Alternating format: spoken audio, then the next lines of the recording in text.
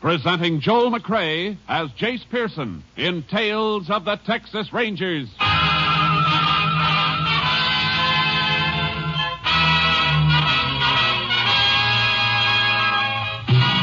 Tales of the Texas Rangers, authentic stories from their official files. Texas, more than 260,000 square miles, and 50 men who make up the most famous and oldest law enforcement body in North America.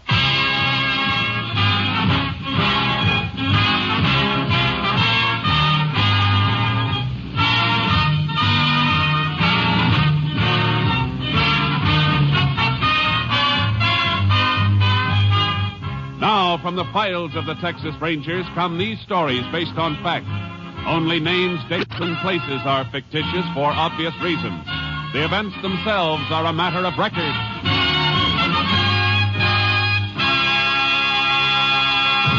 Tonight's transcribed case, Dead or Alive.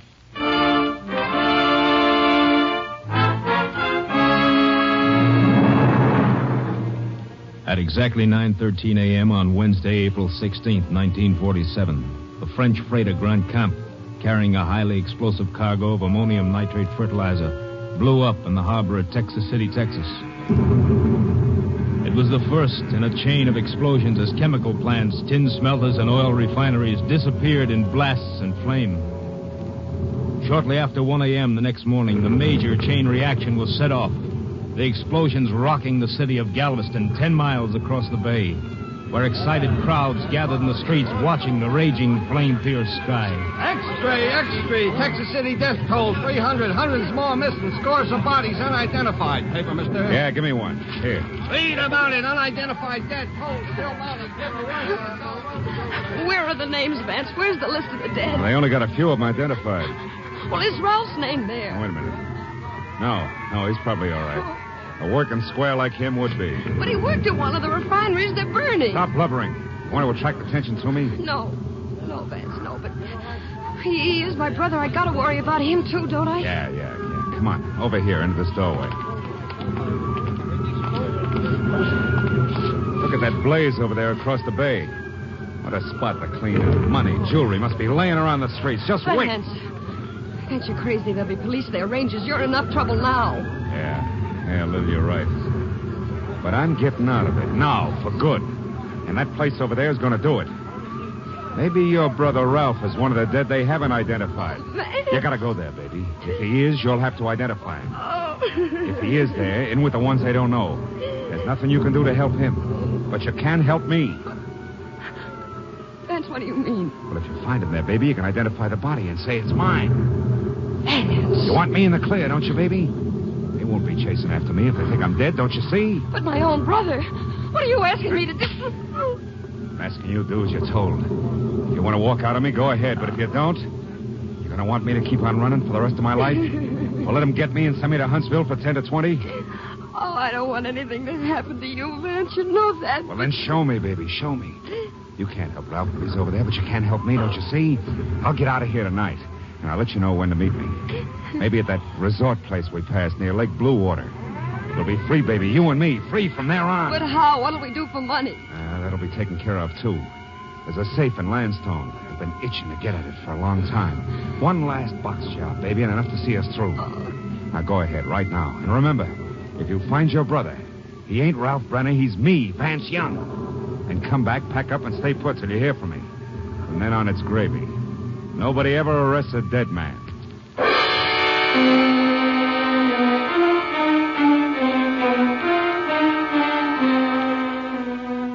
By Friday morning, April 18th, more than 200 bodies, many still unidentified, were laid out in the Texas City High School gymnasium. Texas Rangers, including Ranger Jace Pearson, were on hand to help distraught relatives make identification. I can't believe it. You're sure your husband isn't in any of the other places where bodies are being held? No, Ranger. He may be all right. Lots of men have been so busy helping others, he may be one of those.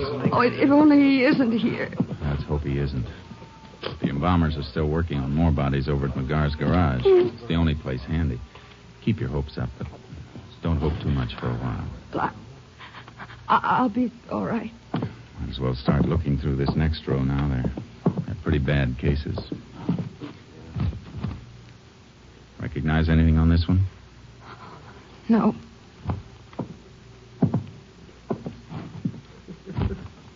This? No.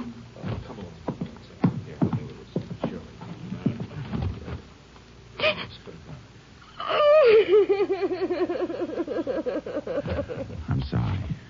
I'm very sorry, ma'am. Are you sure? That ring on his finger. I gave it to him a long time ago. Yeah, I know. It isn't easy, but try and get a grip. I'm all right, Ranger. You better give me the name for the tag. His name is... Vance. My husband, Vance Young.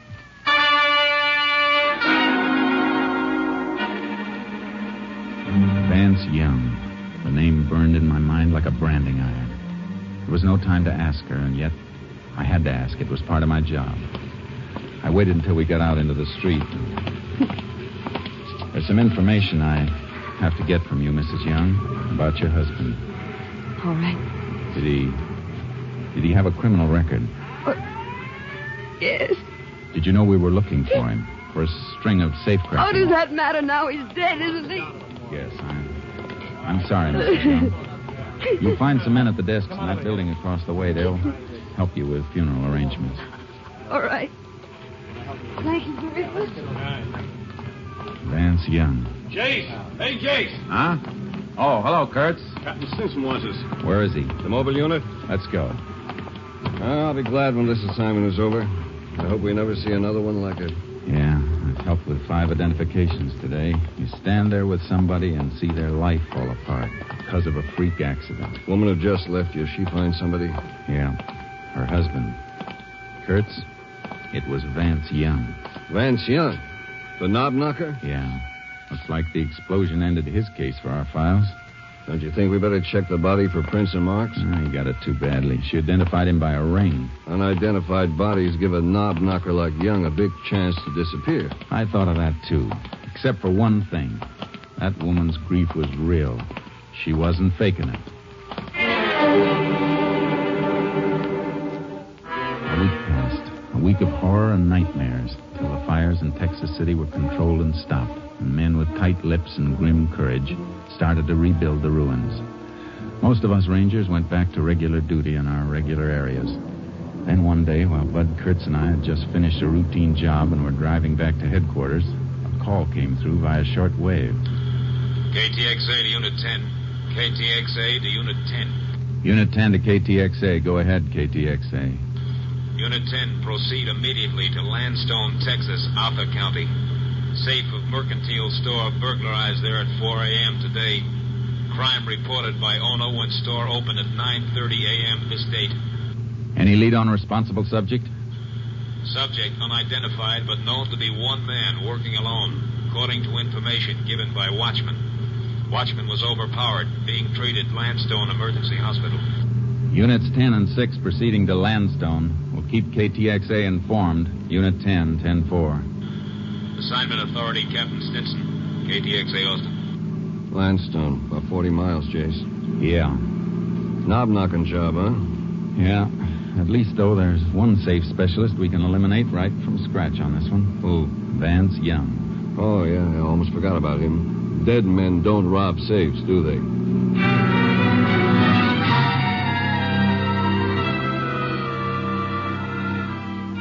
We reached the Landstone Mercantile Store at 11:15, and Sheriff Joe Pastroni showed us through.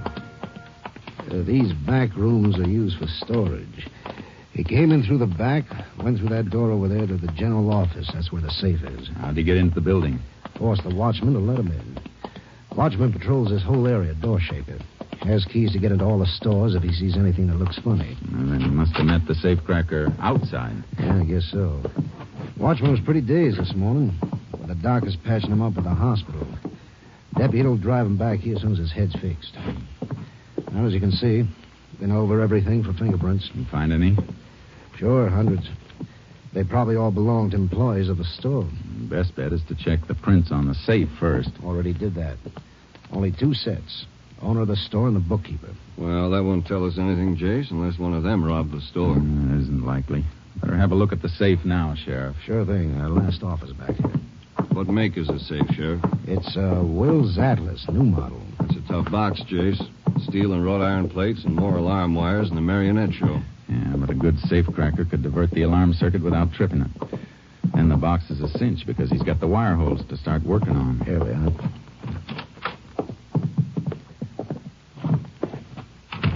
You figured it, Jace. Backplate blown clean out. Yeah, and didn't even have to drill. Small nitro charges in the wire holes, and it was as good as having the combination. Here's where he jumped the alarm circuit. Neat hookup, all right. You take the pictures of all this, Sheriff? Yeah, I can pick up a set of my office if you like. Thanks. Oh, Winky. Howdy, Sheriff. Rangers. I've been waiting for you. This is a watchman. How's your head? Well, aspirin ain't gonna help it any, I'll tell you that. You gonna get the fella? We'll be able to answer that better when the fingerprints are checked. Fingerprints? He ain't gonna find any he left. He was wearing gloves. I figured, Jace. Yeah. Tell me, Winky, would you recognize the man if you saw him again? Could you pick out his picture? Yeah. If I had his picture took with a sack over his head, I could. That ain't likely. You mean his face was covered? Had a sack over his head, like I told you. Holes for the eyes. He ain't gonna catch him by no fingerprints or pictures. Maybe you ain't gonna catch him at all. Oh, I wouldn't say that, Winky. Sheriff, would you mind going down to your office for prints of the pictures of the scene here? I'd like them sent on to my headquarters for an MO check. Sure. Take care of it right away. What kind of check is an MO check, Ranger? It means modus operandi, Winky. All criminals have definite methods and habits. They're repeated on each job they do. Forms a pattern. Well, there's sure a pattern here, all right, Jace. Method of entry, where that circuit was jumped, sack mask, nitro charge in the wire holes. Yeah, and it fits 3 men. 3 safecrackers we've followed before. Yeah, there's Bert Larkin. He's still doing time in Folsom for a job he pulled on the coast. Yeah, and the other 2 are Jack Fontaine and Vance Young. Yeah, but Young is dead. That leaves us Fontaine. You mean you know who did it without nothing to tell you? There's plenty to tell us. The modus operandi can be almost as good as a fingerprint or a signature. I'll be winged. Maybe that fella's going to pay off for slugging me after all. And for hurting my arm when he grabbed me in the alley there. How'd he grab you? Show me. Go ahead, show me. On you? Well, let's see. He whipped my arm up behind me like this. Then he jabbed a thumb up behind my ear like this. Sure hurts, don't it? Sure does. Well, you can let go now. Judo. Still fits Fontaine, Jace. Yeah. Or Vance Young. He used it, too, on other jobs. When did he slug you? After he made me open up the back door and let him in. You mean he sneaked up on you before you could draw your gun? Sneaked nothing. That's why I didn't get onto him at first. Heard him come walking through the alley toward me like he's taking a shortcut. You heard him? Yeah, it was dark, so I didn't see the mask until I lit a match. He asked for a light, see? Then he grabbed me. And he got me inside here and beat on me and kicked me. Jace, that doesn't sound like Fontaine. It wasn't Fontaine. He always sneaked a watchman from behind, and they never heard him. He always wore sneakers. Well, then who? Vance Young.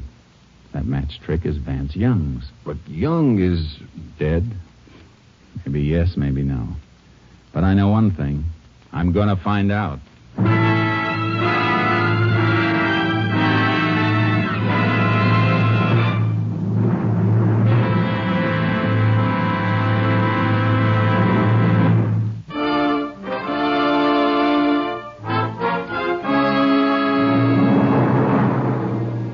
Headed for Texas City and Galveston.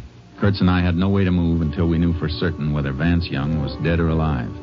As we drove, I put through a request for headquarters to dig up some information. We were still on the road when KTXA came up with the answers. KTXA to Unit 10. KTXA to Unit 10. Unit 10 to KTXA. Go ahead, KTXA. Have information you requested.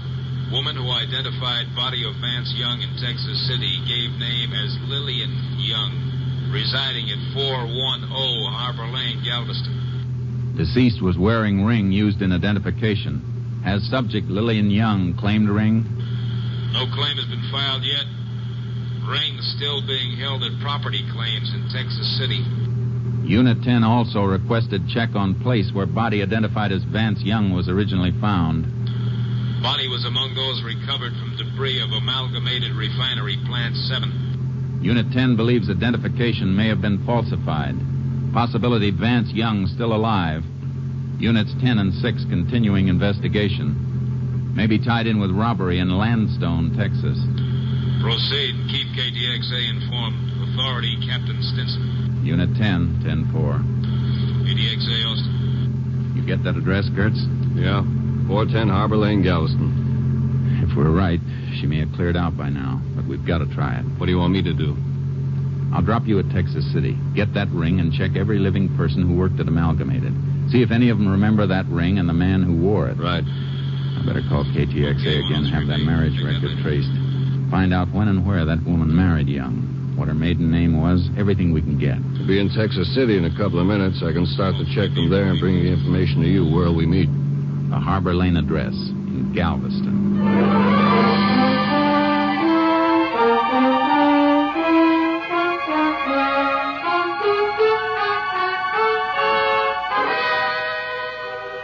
I found the rooming house Lillian and Vance Young had lived in, but I was too late. Lillian Young had checked out the day before. The landlord showed me the room. They lived here 5-6 months, all told. You get to know the husband very well? I'll tell you the truth, Ranger. I hardly ever saw him. Only time he ever left the place was at night. His wife said his eyes got hurt in the war or something. The sunlight bothered him. When did you see him last? When they moved out? No, he wasn't with her then. Last I saw him was, he went out about a week ago. Night of the big blast over at Texas City. Cracked the wall plaster here. Are you sure you didn't see him after that? Oh, I'm positive. I don't think he ever did come back. Didn't even hear no talking from the room. Just her. Crying an awful lot. I see. She decided to leave kind of sudden? Oh, like a jackrabbit hearing a hound dog. Left for work yesterday morning, came steaming back about an hour later. Give me the keys, pack up, and left. Came back from work. You know where she worked? Yeah, I do. She was a waitress.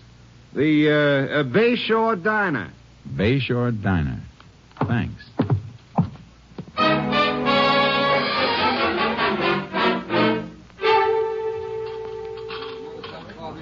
So she up and quit on me just like that yesterday morning. Right smack in the middle of the breakfast rush, too. Because the postman come in and give her a special delivered letter. Who was it from? Who was it from? With 20 orders of ham and in the fire, I got time to read a mail? All I know is she leaves me the serving, the dishes, and the cleaning and everything. Stop beefing, Chuck. That little old gal had trouble. Yeah, you should talk. All you got to do is drive one cab. You don't have the serving and the dishes and the cleaning and everything. You find yourself a little old chaplain to hear your troubles and give me some coffee. Come on. Okay. Maybe you can tell a ranger more about Lil than I can. Hanging around her, making eyes at her all day. You took her out when she left here. Is that right, driver? Did she leave here with you? Well, she hired my cab, if that's what you mean. Where'd you take her? Well, I took her home. Waited while she packed some things, then rushed her to the bus depot. She said somebody in her family was sick and she had to go help them right away. I guess that's what the letter was about.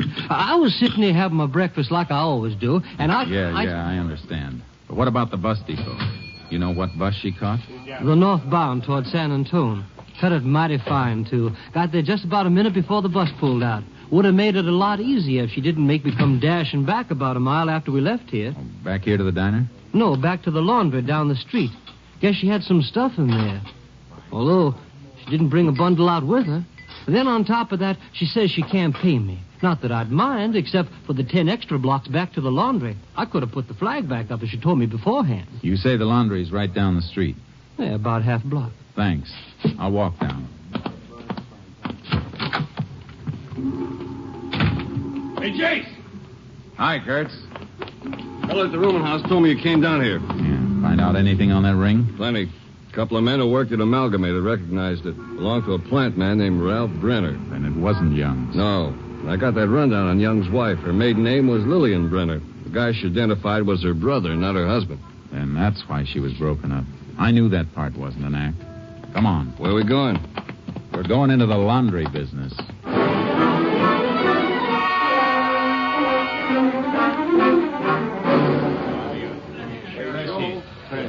Yeah, she was real upset because the things wasn't ready, but you know how it was, Ranger. We was almost 10 days behind because of Texas City. They was even using our delivery trucks for emergency over there. Some of our men left the job to help out. Yeah, sure, but what did she leave here? Waitress uniforms? Oh, lands, no. Dinah up there has a regular uniform service. All she ever left here was men's shirts. Probably Vance's shirts, Jace. Yeah. Real good shirts, too, Ranger.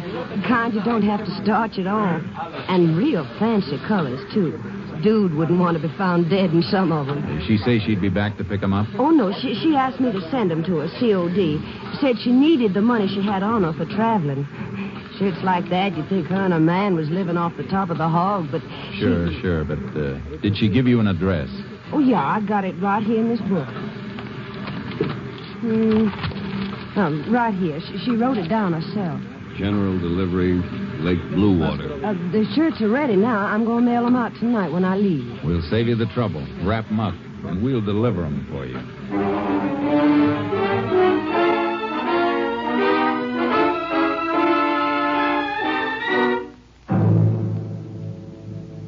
Kurtz and I headed for Lake Bluewater, towing our horses in a trailer, ready to follow Vance Young no matter which way he moved.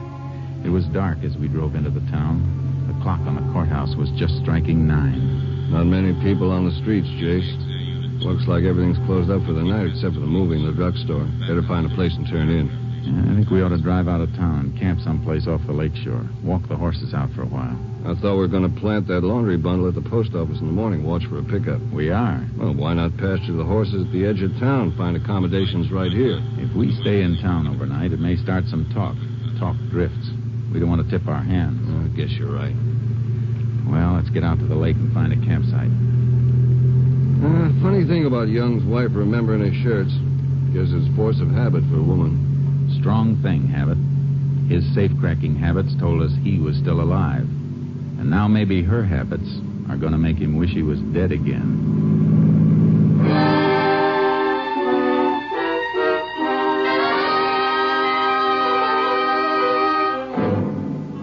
We took the road for the lake, past the summer cottages skirting the shore on one side of it.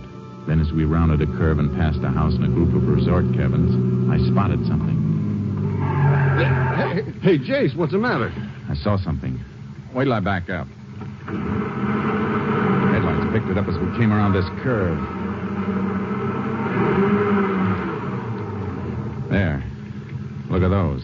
All I see is the back of a few cabins, some wash on the line. Look at those 2 shirts on the end of the line. Look like a couple of rainbows, even in this light. Hey. That's the kind of color scheme Vance Young goes in for. Shirts we have in the laundry bundle are just like those. Lights on in a few of the cabins. Yeah, I'm going to leave the car here while we have a look at those shirts. Horse trailer will make too much of a racket if we drive in. Yeah, no chance of being taken for tourists with that on the back. Better cut the motor and douse the headlights. Yeah. What was the laundry mark on those shirts we've got? 410 mark. That was the number of their house in Galveston. Come on. Let's see if we can find it on that line. And close the car doors easy. Right.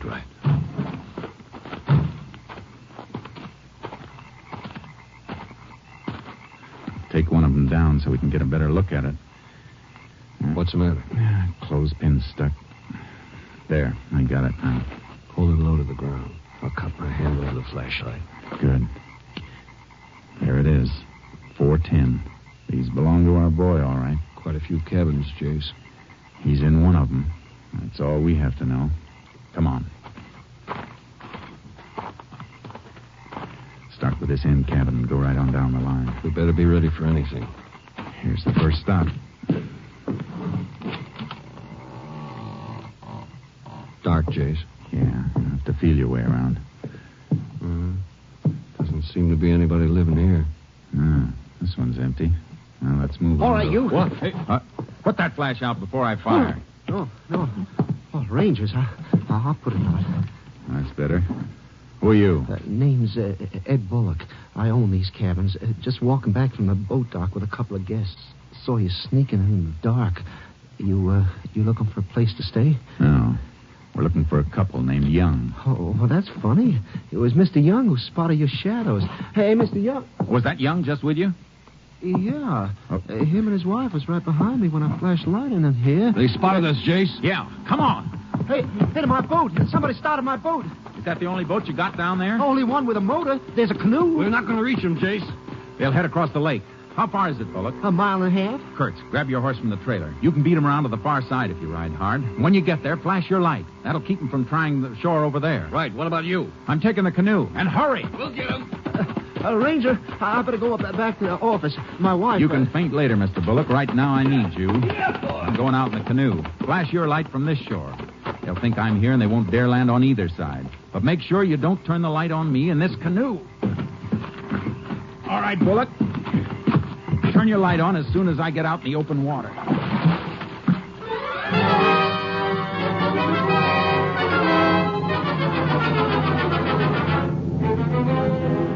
Paddled the canoe toward the center of the lake. Kurtz beat the youngs around to the opposite shore, and I could still hear their motor when I saw the beam of Kurt's light. The youngs saw it, too. The beam wasn't strong enough to reach them. I heard the boat in a turn, and the motor came back toward me for a moment. Then it went dead on the dark water. What'd you stop the motor for, Vance? Shut up. They're waiting for us on each shore. But their lights don't reach us. Thanks, we gotta get out of Will here. you shut up and let me think?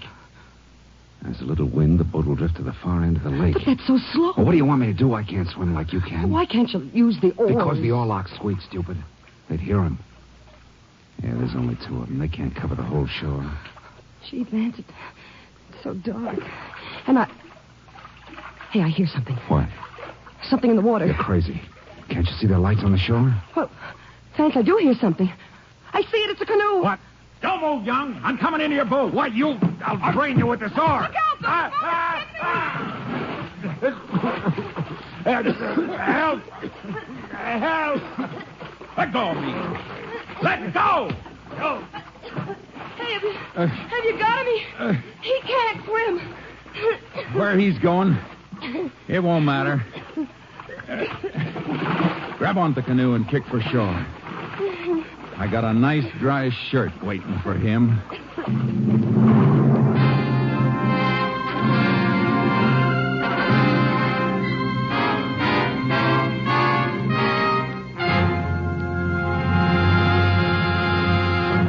Convicted of robbing a safe in the mercantile store, Vance Young, on the basis of his previous record, was sentenced to life imprisonment at Huntsville.